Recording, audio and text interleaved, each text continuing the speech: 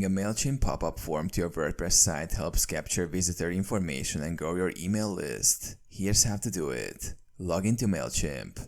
Visit Mailchimp's website and log into your account. Create a sign-up form. Navigate to Audience and select Sign Up Forms. Choose Subscriber Pop-up and design your form using Mailchimp's editor.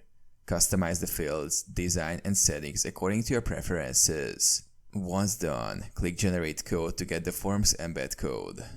Copy the embed code. Copy the generated JavaScript code provided by Mailchimp. Log into WordPress. Access your WordPress admin dashboard.